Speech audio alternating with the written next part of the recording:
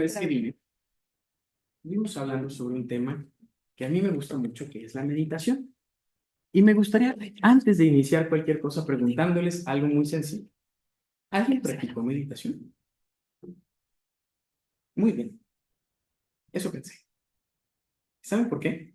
Porque es bien bonito venir cada sábado a recibir una dosis adecuada de lo que vamos a tener ese día, pero no nos llevamos ninguna especie de compromiso a casa, ¿verdad? Cada semana recibimos el venir a una iglesia como una especie de medicamento constante que nos añade, que nos aporta al alma, pero que después nos volvemos quizás hasta medianamente dependientes de ello porque en el día con día no lo utilizamos. ¿Estamos de acuerdo? Y no quiero empezar fuerte con un jalón de orejas para nadie. Lo digo porque la última vez que yo estuve aquí, hablé sobre meditación y quería hacerles una especie de test, ¿verdad? Para saber qué tanto se nos queda o qué tanta fuerza o impacto tienen a veces las cosas que decimos solo para que sean parte de el estilo de vida que adoptamos. Además, ¿quién tiene tiempo para meditar durante nuestras ocupadas agendas, cierto? No es tan fácil, así como muchas de las cosas que vivimos todos los días en la iglesia no son tan fáciles. Entonces, por eso venimos, porque representa un reto constante darnos cuenta todo lo que nos falta de camino y de trayecto, sin importar si tenemos 15 o 20 o 40 o 50, ¿cierto? En cada época de nuestra vida vamos a tener algo muy difícil a lo que enfrentarnos y los adolescentes a su medida y los adultos a su medida. Entonces, vengamos con el recordatorio de que lo que aprendamos lo podamos llevar para implementarlo según nuestros estilos de vida, ¿verdad? Quizás para un jovencito es mucho más fácil meditar y hacer yoga y salir a correr que para alguien que pues tiene 4 hijos y 2 trabajos, ¿cierto? Entonces, bueno, la idea de hoy es hablar casi de un aspecto totalmente opuesto a la meditación. Yo venía la vez pasada muy contento porque me encanta hablar de ello, ¿verdad? De las partes lindas que nos da la Biblia y las enseñanzas. Y a veces no me gusta hablar de las partes que son más fuertes, porque hablar de cosas incómodas, ¿saben qué? Es incómodo. Pero alguien tiene que hacerlo, ¿cierto? Y solo como marco teórico me gustaría preguntarles de qué estuvimos hablando los sábados anteriores. Cosas que no debemos de hacer. De las cosas que no debemos hacer. Me gusta esa respuesta porque es universal, ¿verdad? Creo que todos sabemos perfectamente lo que no debemos hacer y eso aplica para todas las edades. Pequeñitos de 2 o 3 o 4 o 5 años, que soy malísimo para calcular edades, pero que están aquí, saben perfectamente que si rompen un jarroncito, hicieron mal. El adulto también sabe cuando hizo mal. Pero hay cosas que son más inapropiadas o menos inapropiadas dependiendo del contexto en el que los hablemos. Y el día de hoy quisiera preguntarles, llevamos 2 anteriores. ¿Alguien me puede recordar de qué hablamos las anteriores? Si es que se acuerdan. Adulterio y fornicación. Muy bien, empezamos duro, les dije. Sí. Según Gálatas 5, 19, 21, que son los versos en los que nos basamos para hacer esta serie de predicaciones, hablamos sobre la naturaleza pecaminosa, ¿verdad? Ese es el marco teórico de estas predicaciones. ¿Qué significa tener naturaleza pecaminosa? Que como condición del ser humano y también inherente a él, nosotros tendemos a equivocarnos. Eso es el pecado, la equivocación constante. Entonces, hombres y mujeres y niños y niñas, solo por ser humanos, ¿qué va a pasar con nosotros? Nos vamos a equivocar constantemente. ¿Eso es tan malo? No, no es malo equivocarse. Lo que es malo es no aprender de esas equivocaciones y no intentar hacer algo mejor de ello. Así que con ese preámbulo, hablemos el día de hoy de las 2 palabras que me tocaron de cosas indebidas, chicos y chicas y niños y niñas y adultos y adultas. ¿Sí? Gálatas 5, 19, 21 dice, cuando ustedes siguen los deseos de la naturaleza pecaminosa, los resultados son más que claros, entre ellos inmoralidad sexual, idolatría, hechicería, hostilidad, peleas, celos, arrebatos y furias. No te preocupes, yo estoy leyendo una versión diferente. Si no la entiendes es porque cambié de traducción, ¿verdad? Me gusta esta traducción, nueva traducción viviente se llama, porque es mucho más fácil de comprender. Ambición, egoísmo, borracheras, fiestas desenfrenadas y otros pecados parecidos. Permítanme repetirles lo que les dije antes. Cualquiera que lleve esta clase de vida no heredará el reino de Dios. Muchos son los ejemplos que menciona el autor en esta parte. Y anteriormente hablamos sobre ¿qué mencionaste? Adulterio y Adulterio y fornicación. fornicación. Ambos tienen que ver con naturaleza de índole sexual. Y generalmente hablar de sexualidad en cualquier lugar, y específicamente en las iglesias, suele ser un poquito complicado porque tachamos esta idea de alguna mala manera, porque en realidad culturalmente también la educación sexual es un poco deficiente, ¿estamos de acuerdo? Pero debemos aprender la diferencia entre las cosas de naturaleza sexual y las situaciones de moralidad sexual inadecuada. Hay una gran diferencia entre esto. No es lo mismo adulterio, no es lo mismo lo que nos toca hoy, ¿verdad? La sexualidad propiamente dicha no es algo negativo. Incluso Dios, a través de muchos autores, lo ha mencionado. La sexualidad es también inherente al ser humano y no es en ningún momento algo negativo. Lo que es negativo es ejercerlo de una manera en la que ponga en riesgo nuestros estilos de vida, nuestra situación personal, nuestra integridad. Pablo, creo que fue Pablo, corrígeme por favor, él decía, si pueden ser como yo, absténganse, ¿verdad? Yo no lo necesito, que suerte tienen algunos. Pero hay otros que, digo, el mismo autor decía, pero si no pueden abstenerse, entonces háganlo en un plano donde tengan una vida sexual saludable. La palabra que nos toca hoy, la primera de ellos, es precisamente lascivia. ¿Alguien ha escuchado esa palabra antes? Fuera de un contexto de la iglesia. Lascivia, lascivia. Una palabra que me pareció impresionante porque suena hasta fuerte, suena que si la dices con cierta violencia, con cierta villanía, lascivia. ¿Se fijan? Pues la lascivia es un deseo pasional, sensual, desbordante. Esa es la definición que viene en los diccionarios de diferentes autores. Entonces es un deseo sexual. En psicología y sobre todo en la rama psicoanalista, Sigmund Freud lo llamó pulsión sexual. ¿Sí? Es un deseo, ¿sí? Es una naturaleza. Pero entonces, ¿por qué decimos que si es natural un deseo sexual se convierte en inadecuado, según la Biblia? Pues porque un deseo sexual es natural, un deseo sexual desmedido te puede llevar a hacer cosas inadecuadas. Ahora, permítanme bajarle un poquito la seriedad al asunto, diciéndoles que entre personas de la generación, digamos, entre los 25 y los 35, dicen, es bien peligroso hacer cosas cuando uno anda con la mente caliente, ¿cierto? Porque terminas enviando un texto a alguien que no debías, una foto que no se debía enviar y poniéndote en situaciones de riesgo.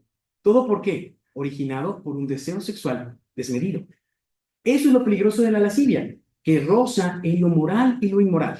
Tener un deseo sexual es natural, es bueno y es saludable, pero que este deseo sexual empiece a desbordarse y te lleve a tomar acciones y actitudes que te ponen en situaciones de riesgo, es peligroso. Porque el ejemplo es muy burdo, mandar una fotito de repente o recibir un mensaje calientito a las 3 de la mañana, ¿verdad? Eso es lo mínimo que puede pasar. Lo más peligroso es cuando orillas a personas, a situaciones o a lugares o a momentos donde, impulsados por este deseo sexual inadecuado, cometes actitudes de las cuales quizás te lleven a lastimar a alguien o incluso a ti mismo o a ti mismo. ¿Sí? Entonces, esa es la primera de las cosas que vamos a hablar, lascivia. La lascivia, éticamente o moralmente mal encaminada, nos lleva a la contaminación de nuestro corazón.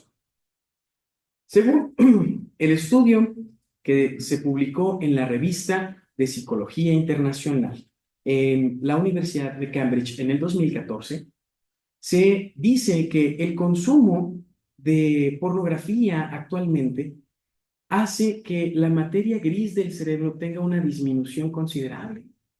¿Qué pasa? Que orillados por la lascivia, muchos adolescentes y chicas y adolescentes y jóvenes y adultos que consumen este tipo de materiales, lo único que están haciendo es afectando su cerebro, porque crean expectativas inalcanzables y un montón de otras cosas que se ha dicho durante mucho tiempo, pero también la universidad se dio cuenta que se deteriora el cerebro y a un grado tan interesante que empezamos a perder la habilidad para concentrarnos, para tener buena memoria. La sinapsis y la reacción que tenemos en el cerebro empieza a ser mucho más lenta por el consumo de una estimulación tan grande del sistema de recompensa a nivel cerebral que después nos estamos atrofiando. Y eso es por decir solo una de las cosas. ¿Cierto o no es cierto, doctores? ¿Qué más cosas nos puede llevar a hacer la lascivia? Las personas que contestan, yo no quería, pero ella iba pasando frente a mi casa vestida provocativamente y no me pude detener. Eso no lo hizo un animal, lo hizo una persona motivada por la lascivia. ¿Me explico a dónde quiero llegar con esto? Parece que no es algo malo, parece que es inofensivo. Y su naturaleza lo es inofensiva. Su poco control de impulsos es lo que lo convierte en algo peligroso. Eso es lo que quiero decir. Y cuando nosotros nos ponemos en situaciones de riesgo como este, que decíamos ahorita, nuestro corazón se contamina. Y precisamente nos lleva a la segunda palabra del día de hoy, que es inmundicia. Les juro que cuando estaba leyendo las dos palabras que me tocaron para predicar el día de hoy, batallé mucho, porque me resonaba muy fuerte en la cabeza algo lascivo, algo inmundo, algo decadente y precario. Suenan fuertes esas palabras. Y de pronto nos volteamos a ver a nosotros mismos y decimos, ¿que yo seré inmundo, verdad? ¿Que yo estoy tan mal, que soy precario y también desagradable y asqueroso?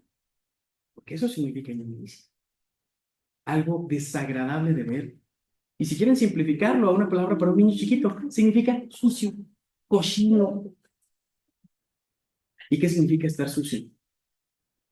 ¿Qué significa vivir en inmundicia? Esa es la palabra difícil. Obviamente no es literal. No hablamos de que vivir en inmundicia sea estar con nuestros coditos llenos de tierra, ¿verdad? O con nuestras mejillas o nuestro cabello lleno de las cosas que jugamos o construimos cuando estamos en el día con día. Inmundicia es mantenernos en contaminación. Entonces, si hablamos de todas las demás cosas que nos llevan a la contaminación, como dijimos ahorita, adulterio, fornicación, lascivia, borracheras, fiestas y todo lo demás, la inmundicia es un importantísimo porque es la capacidad que tiene nuestro corazón para mantenerse en esa suciedad, en esa contaminación. Cuando yo estoy rodeado de cosas que no me convienen y no me voy y no las rechazo, eso es inmundicia. ¿Saben por qué? Porque si mi entorno es sucio, porque si mi entorno es decadente, si mi entorno me lastima, si mis relaciones interpersonales son desagradables, no importa qué hagan, jamás voy a estar completamente limpio. ¿Estamos de acuerdo? Así que, lascivia e inmundicia. ¿Qué es a lo que lleva a una persona a tener estas dos, decía el autor aquí en Gálatas, situaciones de naturaleza pecaminosa? Si nosotros tenemos inmundicia y tenemos lascivia, ¿a qué nos lleva eso? Me encanta que muchos somos personales de la salud y sabemos lo que significa esto. Paciente, diagnóstico y tratamiento, ¿verdad? Entonces vemos un paciente y empezamos a ver empezamos a ver síntomas.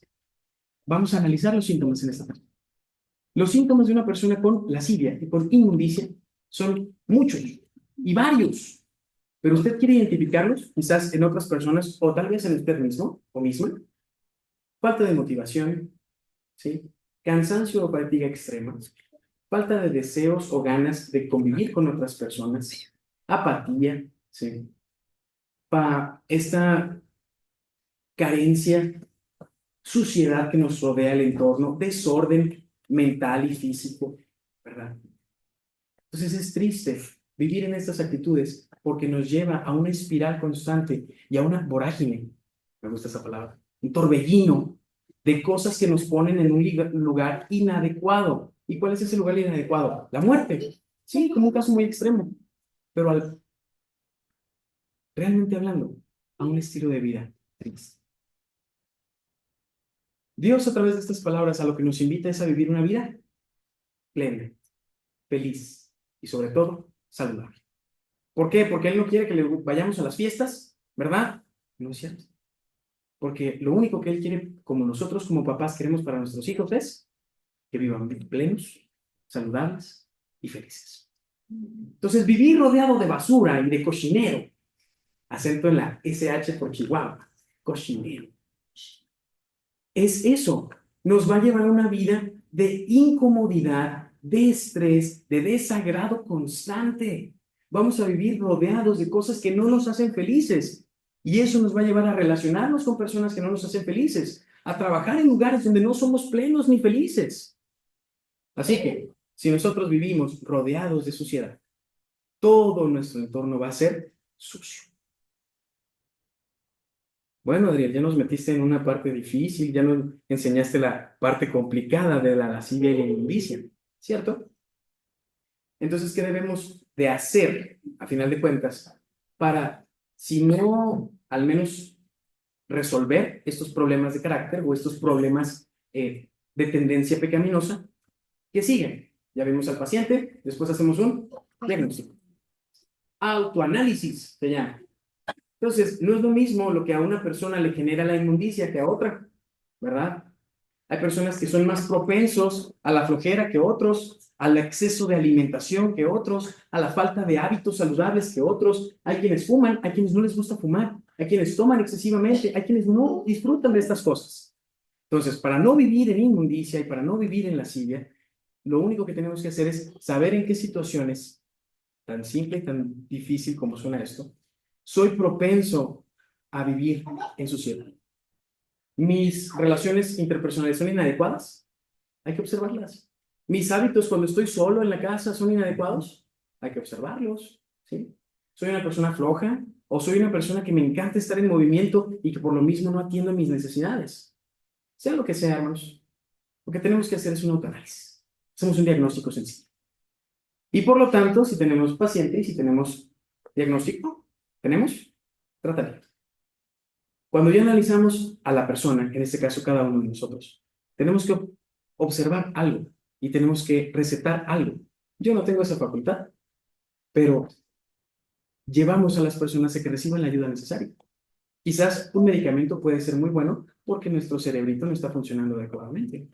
O quizás nuestros hábitos de vida no son los correctos y tenemos que hacer un cambio social, una reestructuración de tus sistemas sociales, un reencuadre, ¿sí? O quizás tenemos que cambiar nuestras situaciones de vida y vamos a un nutriólogo o a un coach de vida, o lo que quieran cada uno. En este caso, venimos a la iglesia, ¿verdad?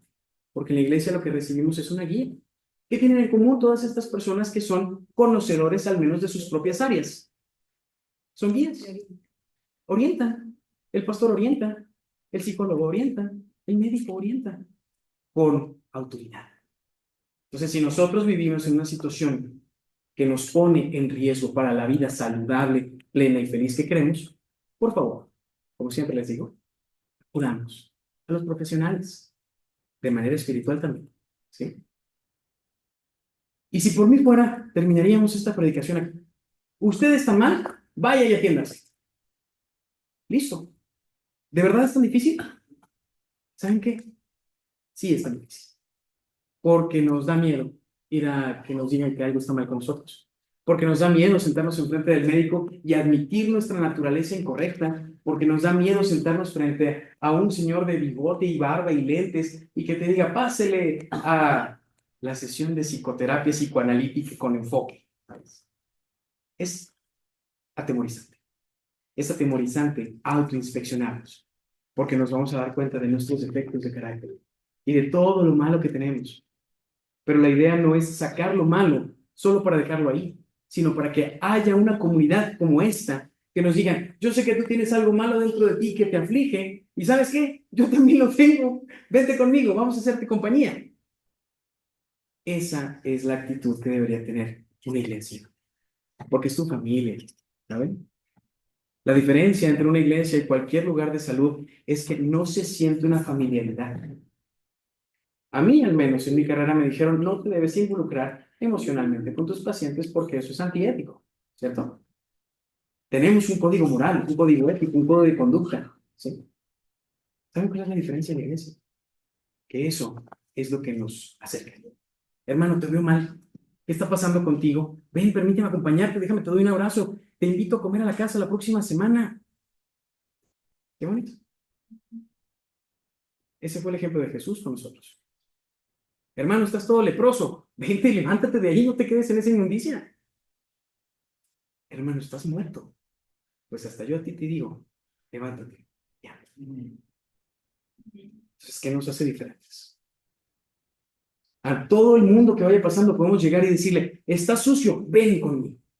No porque yo esté limpio, sino porque sé lo que significa estar igual de sucio. Y al menos te puedo decir dónde podemos limpiar nuestro corazón. Amén. ¿Cierto? Y si no soy yo capaz de limpiar tu corazón porque soy un sopenco de repente o porque no tengo las habilidades suficientes, al menos conozco a alguien ahí que te puedo orientar. Eso se llama una cadena. Eso se llama una familia. Eso se llama una comunidad. Y sobre todo se llama una iglesia. ¿Sí? Entonces, es válido vivir en inmundicia. Te los digo así, es válido. No estamos exentos de problemas por la naturaleza humana que hay en nuestro corazón. Entonces, no somos nadie para juzgar a los que viven en inmundicia, porque nosotros tenemos. Pero a lo que nos ha llamado Dios, Jesús y los profetas es a lo que viene en Lucas 6, y que ahorita vamos a leer. Pero básicamente se resume en no juzguen a otros. Porque si ustedes juzgan a los demás, deberían analizar un poquito cómo andan ustedes. ¿Cierto? Así que los quiero transportar a Lucas. Y aquí lo voy a leer, no se preocupen. Lucas 6. Y empezamos en el versículo 37. Lucas escribe esto. No juzguen a los demás. Así no serán juzgados. ¿Tienen miedo de sentirse juzgados? Pues no juzguen, así de sencillo. ¿No quieren sentirse condenados el resto de su vida? Pues no condenen a otros. ¿Quieren recibir? Ven, ¿verdad? Lo que le den a otros les será devuelto por completo. Luego Jesús les dijo lo siguiente. ¿Puede un ciego guiar a otro ciego? ¿Verdad que no? ¿No caerían los dos en un hoyo? Los alumnos no son superiores a los maestros. El alumno que complete su entrenamiento no se vuelve mejor que el maestro, se vuelve su igual. Y en esta vida nosotros no estamos para ser ni alumnos, ni maestros, ni superiores, ni inferiores. Existen maestros, aspiremos a ser como ellos. Existimos alumnos, aspiremos a seguir creciendo, ¿verdad?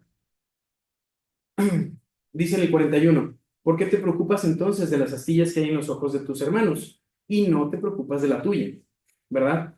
Ni de la astilla, ni del troncote que traemos atorado en el ojo, ¿cierto? Así que un buen árbol no se puede producir frutos malos, así como un árbol malo no puede producir frutos buenos. El árbol se le identifica por su fruto. Si la naturaleza de tu corazón es buena, produces frutos buenos. Y si la naturaleza de tu corazón es mala, produces frutos malos. Así que en el 45, de la abundancia de tu corazón, háblalo. Quiero que se queden con eso. Si solo una cosa nos vamos a llevar el día de hoy, Lucas 6, 45. De la abundancia de nuestro corazón, habla nuestra boca. Hermanos, les voy a confesar algo el día de hoy. Yo no me siento con la autoridad moral de venir a explicarles esto. ¿Saben por qué? Porque me siento terriblemente mal todos los días. ¿Sí? Porque igual que todas las personas allá afuera, soy un terrible pecado. Y porque me equivoco constantemente. La única diferencia es que Dios toca mi corazón todos los días. Y también puede hacer el de todos los demás. Hermanos, la verdad es que estoy parado aquí porque tengo una habilidad interesante de hablar al frente. Quizás inusual, quizás novedosa, pero no tengo autoridad moral. Esa viene de Dios. El Dios que transforma los corazones. Y el Dios que los limpia después de haber estado con nosotros. Y a todos aquellos que me escuchen, si sus corazones están sucios y cansados y ya no pueden más, acérquense. Porque no soy nadie yo para decirles, pero Dios puede cambiar sus corazones. Y la razón por la que aún así nos levantamos todos los días y vamos a nuestros trabajos y abrazamos a nuestros hijos es porque Dios ya nos tocó el corazón y siento abundancia y siento plenitud y siento fortaleza. Y por lo tanto, de la abundancia de este corazón que fue tocado por Dios, habla. No porque yo sea fuerte, No porque yo sea capaz, porque ¿saben qué? No lo soy. El único que es capaz es Dios. Y en la búsqueda de estas respuestas, dije, tengo 2 semanas para hacer mi predicación, no sé de qué voy a hablar, no tengo ni idea. Vamos a buscar autores, porque eso es lo único que hago, ¿sabes? Meterme a mi biblioteca de repente a buscar algún autor que diga cosas interesantes para medio repetirlas después de la iglesia. Y así sueno como alguien interesante. Y me encontré con un autor que fue muy famoso en la década de los años 20, después de la Gran Depresión, que se llamó Napoleón Hill.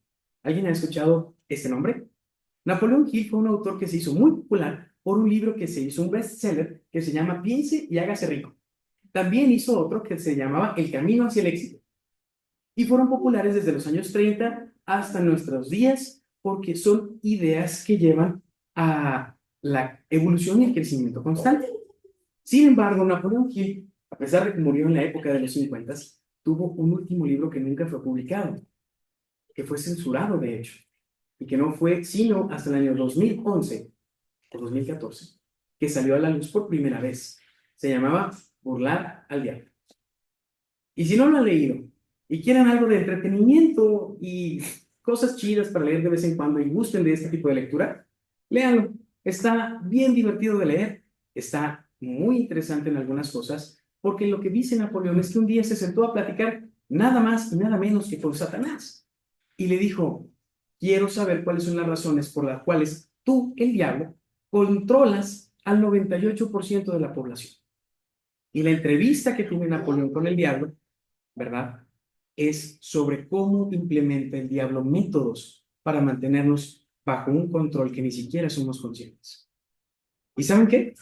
Lo relacioné perfectamente porque muchas de las cosas que dice el diablo en la entrevista que utiliza para mantener control sobre nosotros son inmundicia y lascivia.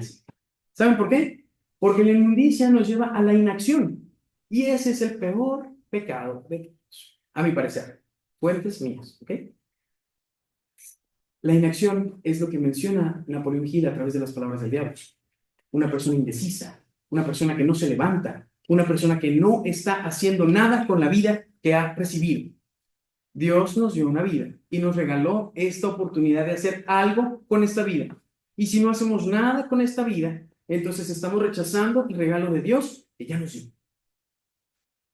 No rechacen este regalo. El rechazo a este regalo es el rechazo a mi propia vida y seguir viviendo embarrado de este lodo espiritual que se llama la inmundicia. Entonces, en la entrevista, Napoleón se platica con el diablo y luego le dice, bueno, ya nos dimos cuenta de todas las malas cosas que hacemos, ¿verdad? Originados por el control que ejerce el diablo con nosotros. Entonces, ¿cómo podemos trabajarlas? Si ustedes quieren leer el libro, háganlo. Pero si quieren un resumen sencillito, les voy a decir cuáles son los principios que debemos seguir. Burlar al diablo. Principio número 1. Lo concreto que sea el propósito. Eso es lo que dice. Tenemos un propósito en la vida. Y en este caso, que nuestro propósito sea seguir el ejemplo de Cristo.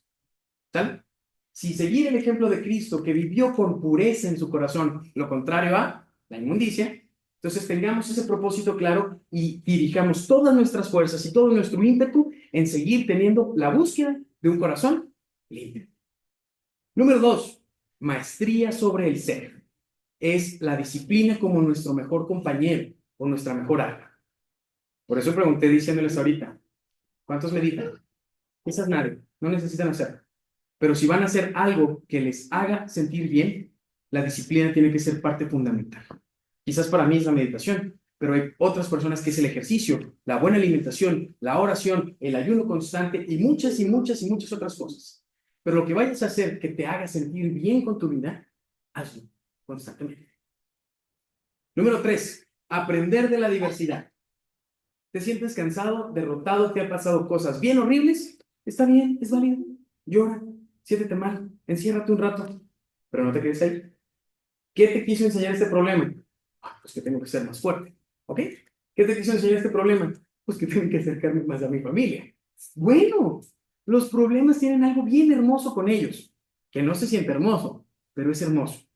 Y es aprendizaje. Ya sufrí, sí. ¿Y luego? Es la vida, es Dios a través del problema diciéndote, sacúdete tantito, hombre, agarra la onda, ¿verdad? Así que, si tomamos las adversidades no como un tropiezo, sino como una oportunidad de crecimiento, el enfoque cambia y nos sacudimos un poquito la tierrita de inmundicia de la que nos hemos llenado. Número 4. Controla las influencias del ambiente en el que te rodeas. ¿Sí sabían que nosotros somos reflejo de las 5 personas que tenemos más cerca? Esto no es nuevo.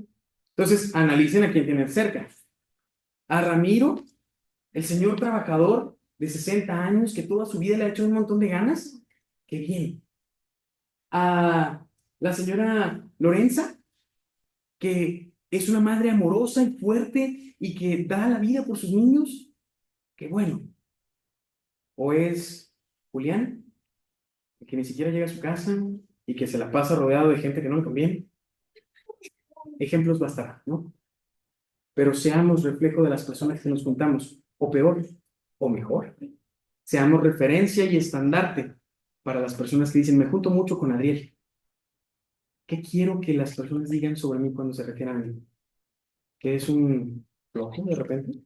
¿O que es una persona esforzada? ¿Que es un hijo de Dios? ¿O que es un hijo de otras cosas? ¿Sí? Si nosotros vamos a hacer referencia también para las personas que se junten con nosotros, entonces que de la abundancia de nuestro corazón, hablen. Número 5, el tiempo.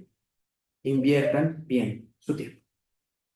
Esto, aunque no lo crean, quizás sí lo creen y por eso están aquí, es invertir nuestro tiempo. Es escuchar algo diferente. Es escuchar algo que nutra nuestro corazón, que nutra nuestra alma, nuestro cuerpo, nuestra mente. Saben que la música es de las poquísimas actividades que estimulan todo el cerebro al mismo tiempo. ¿Por qué creen que cantamos? ¿Porque es solo un requisito más para venir a la iglesia? Porque es una medicina espiritual muy bonita, que nos despierta todo el cerebro y que salimos de aquí cantando, hasta nos vamos pensando, y traemos esa música en nuestro corazón el resto de la semana. ¿Por qué oramos? Porque despejamos nuestra mente un ratito después de tanto cansancio y bullicio. ¿Por qué nos vemos y nos abrazamos? Porque abrazarnos libera endorfinas, ¿cierto? Y porque seamos honestos, si no abrazamos a las personas que nos saludamos aquí, ¿cuántos abrazos recibiríamos por semana? Pocos. Al menos aquí yo puedo tener 2, 4, 6, 8, 10, 12, 14, 16. Qué bendición tan grande, ¿no? Bueno. Principio número 6. Tengan armonía. Para tener un buen equilibrio a nivel mental, espiritual y físico, hemos de entender que todo lo que ocurre a nuestro alrededor tiene influencia en nosotros. Si hay algo que te hace sentir bien y que te nutre, persíguelo, cultívalo, cosechalo. Si hay algo que te hace sentir mal, te afecta y te da para abajo, entonces evítalo un poquito. Si es quizás algún compañero del trabajo, pues ignóralo. Pero tengamos, perdón, un equilibrio.